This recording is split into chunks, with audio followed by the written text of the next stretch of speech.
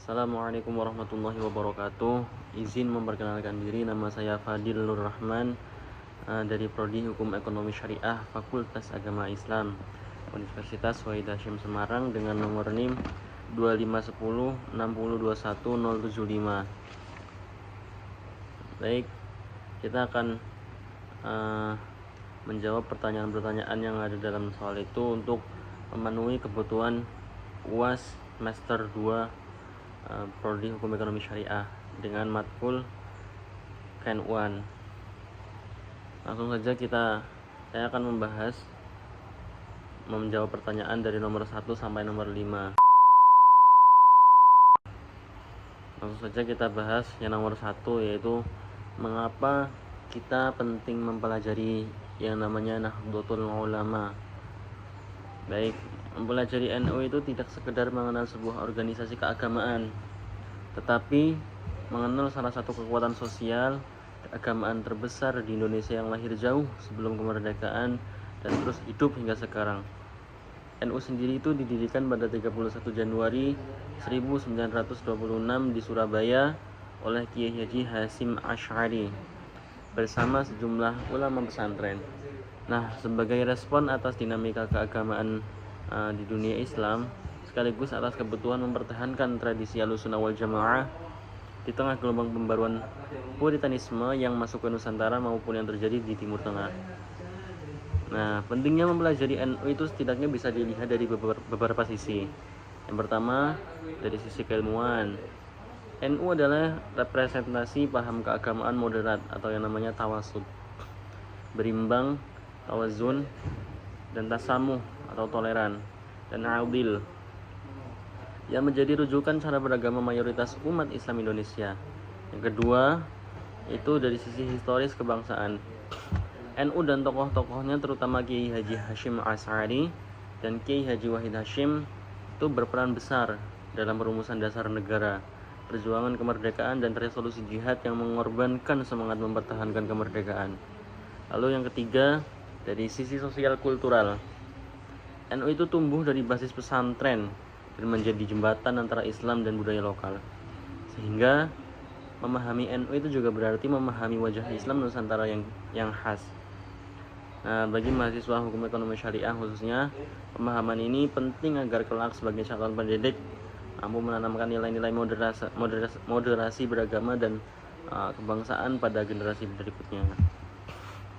Lalu yang kedua, pertanyaan berikutnya nomor 2 itu kecenderungan sikap keberagaman Islam di Timur Tengah awal abad ke-20. Nah, memasuki abad ke-20, dunia Islam di Timur Tengah, khususnya di Jazirah Arab dan Mesir, diwarnai oleh menguatnya gerakan-gerakan pembaruan dalam kurung tajdid yang bersikap kritis terhadap praktik keagamaan yang dianggap telah bercampur dengan tradisi lokal, dalam kurung taklid dan bid'ah. Setidaknya ada 2 kecenderungan besar yang muncul. Apa aja sih? Yang pertama, kecenderungan pertama adalah gerakan Puritan Wahabi yang berkembang di Jazirah Arab, dipelopori oleh ajaran Muhammad bin Abdul Wahhab yang kemudian menjadi ideologi resmi dinasti Saud. Nah, gerakan ini itu menekankan pemurnian akidah dari segala bentuk yang dianggap syirik dan bid'ah, menolak taklid kepada 4 mazhab fikih secara ketat, serta bersikap keras terhadap tradisi tawasul, ziarah kubur, dan perayaan-perayaan yang tidak memiliki dasar langsung dari Al-Quran dan Sunnah menurut penafsiran mereka. Lalu kecenderungan yang kedua, yaitu adalah gerakan modernisme atau reformisme Islam yang berpusat di Mesir, yang dimotori tokoh-tokoh seperti Muhammad Abduh dan Rashid Ridho. Gerakan ini menyerukan ijtihad, kembali kepada Al-Quran dan Hadis secara langsung, serta kritik terhadap kejumudan berpikir yang dianggap penyebab kemunduran umat Islam dibanding peradaban Barat. Kedua arus ini meski berbeda karakter, sama-sama membawa semangat purifikasi dan berpengaruh ke Nusantara melalui jamaah haji, pelajar yang belajar di Timur Tengah, serta media cetak. Nah, di Indonesia Arus ini melahirkan organisasi modernis seperti Muhammadiyah.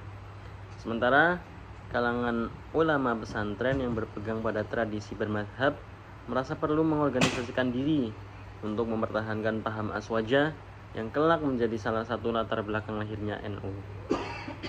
Baik, lanjut kita menjawab pertanyaan yang nomor 3. Peristiwa, yaitu nomor 3, peristiwa penting di Arab Saudi pada awal abad ke-20 yang menjadi faktor lahirnya NU. Nah, dari pertanyaan tersebut, mari kita jawab. Peristiwa yang paling menentukan adalah keberhasilan pasukan Ibnu Saud yang beraliansi dengan gerakan Wahabi, menaklukkan wilayah Hijaz dalam kurung Makkah dan Madinah dari kekuasaan Syarif Husain pada tahun 1924 hingga 1925. Setelah menguasai Hijaz, rezim baru ini mulai menerapkan paham keagamaan Wahabi secara resmi di Tanah Suci, tempat yang menjadi kiblat spiritual seluruh umat Islam dunia. Nah, termasuk umat Islam Nusantara yang berpaham Ahlus Sunnah wal Jamaah dengan bermadhab mengikuti salah satu dari 4 madhab fikih. Nah, penerapan paham ini tuh berdampak bahwa sangat dikhawatirkan oleh para ulama pesantren di Nusantara, antara lain rencana penghancuran situs-situs bersejarah dan makam para sahabat serta keluarga Nabi yang dianggap berpotensi menimbulkan kultus dan kemusyrikan. Larangan terhadap praktik-praktik ibadah yang biasa dilakukan kaum aswaja seperti tawasul, ziarah kubur, membaca rotib dan maulid, serta rencana pemberlakuan satu mazhab dalam kurung mazhab tunggal, yaitu paham Wahabi atau Hambali versi mereka. Nah, bagi jamaah haji dan penduduk Hijaz, sehingga umat Islam dari luar yang bermazhab Syafi'i, Hanafi, Maliki atau Hambali tradisional itu dikhawatirkan tidak lagi bebas beribadah sesuai mazhabnya saat berada di Tanah Suci. Nah, kekhawatiran inilah yang mendorong para ulama pesantren khususnya di Jawa untuk mengambil sikap dan menyuarakan aspirasi mereka kepada penguasa baru Hijaz. Karena forum kongres Al-Islam yang ada saat itu dinilai kurang mengakomodasi suara kaum tradisionalis dalam kurung kalangan yang disebut sebagai golongan kolot oleh kelompok modernis. Maka Kiai Haji Hashim Asy'ari bersama Kiai Haji Abdul Wahab Hasbullah dan ulama lain itu berinisiatif untuk membentuk wadah tersendiri untuk menyampaikan sikap tersebut secara resmi kepada Raja Ibnu Saud. Nah, inisiatif inilah yang secara langsung melahirkan Komite Hijaz yang menjadi cikal bakal berdirinya NU. Lanjut pertanyaan nomor 4, yaitu apa yang dimaksud dengan Komite Hijaz? Komite Hijaz adalah sebuah badan atau delegasi yang dibentuk oleh para ulama pesantren pada tahun 1926. Tidak lama sebelum NU resmi berdiri, dengan tujuan utama mengirimkan utusan kepada Raja Ibnu Saud di Hijaz untuk menyampaikan beberapa permohonan penting. Pembentukan komite ini digagas dan dimotori terutama oleh Kiai Haji Abdul Wahab Hasbullah dengan restu dan dukungan penuh dari Kiai Haji Hashim Asy'ari. Nah, setidaknya itu ada 3 poin yang dimohonkan oleh Komite Hijaz pada penguasa Hijaz yang baru. Apa saja? Yang pertama, agar kebebasan bermadhab bagi jamaah haji dan penduduk yang datang ke Hijaz tentu dijamin. Tidak dipaksakan mengikuti satu paham atau madhab tertentu saja. Kedua, agar situs-situs peninggalan sejarah Islam serta makam para sahabat dan ahli bait Nabi di Makkah dan Madinah tetap dilestarikan dan tidak dihancurkan. Ketiga, permohonan agar biaya dan pungutan bagi jamaah haji khususnya dari Nusantara tidak terlalu memberatkan. Terus delegasi yang kemudian untuk membawa misi ini antara lain Kiai Haji Wahab Hasbullah dan Kiai Haji Asnawi Kudus. Yang menarik secara historis, kebutuhan mengorganisasikan pengirim delegasi inilah yang mempercepat kesepakatan para ulama untuk membentuk organisasi permanen sebagai wadah resmi. Nah, sehingga tidak lagi bergerak secara perorangan nih atau ad hoc. Dari sinilah pada 31 Januari 1926 atau sama saja dengan 16 Rajab 1344 Hijriah, lahirlah yang namanya Nahdlatul Ulama sebagai organisasi yang menaungi Komite Hijaz sekaligus wadah permanen perjuangan ulama pesantren ke depannya. Karena itu Komite Hijaz sering disebut sebagai salah satu tonggak sejarah paling langsung dan konkret yang melatar belakangi kelahiran NU. Lanjut pertanyaan nomor 5. Hubungan NU dan pesantren. NU dan pesantren itu memiliki hubungan yang bersifat historis, struktural, sekaligus kultural, sehingga keduanya kerap disebut sebagai satu kesatuan yang tidak terpisahkan. Secara historis, NU itu didirikan oleh para kiai, pemilik dan pengasuh pesantren besar di Jawa, seperti Kiai Haji Hashim Asy'ari punya pesantren Tebu Ireng, Kiai Haji Abdul Wahab Hasbullah punya pesantren Tambak Beras, dan Kiai Haji Bisri Syansuri punya pesantren Denanyar. Nah, karena itu sejak awal berdirinya NU memang lahir dari rahim pesantren, bukan dari kalangan luar pesantren. Secara kultural, pesantren menjadi basis penyemaian nilai-nilai yang dipegang NU, yaitu fikih bermadhab, pada umumnya itu Syafi'iyah, akidah Asy'ariyah atau Maturidiyah, dan tasawuf akhlaki ala al-Ghazali. Nah, 3 pilar yang secara ringkas disebut sebagai paham Ahlussunnah wal Jamaah.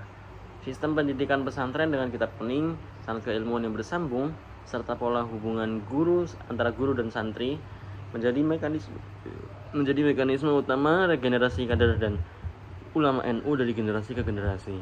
Nah, secara struktural pun jaringan pesantren menjadi basis penyebaran organisasi NU hingga ke pelosok desa. Kiai pesantren umumnya menjadi rois atau pengurus di tingkat ranting, cabang hingga pusat, sehingga struktur organisasi NU banyak mengikuti pola jaringan pesantren yang sudah lama terbentuk sebelum NU berdiri. Hubungan timbal balik ini membuat NU sering disebut sebagai organisasi pesantren, dan pesantren sering disebut sebagai basis sosial NU yang saling menopang dan melestarikan satu sama lain hingga saat ini. Nah, demikian tadi penjelasan nomor 1, pertanyaan dari nomor 1 sampai nomor 5. Demikian dari saya. Assalamualaikum warahmatullahi wabarakatuh.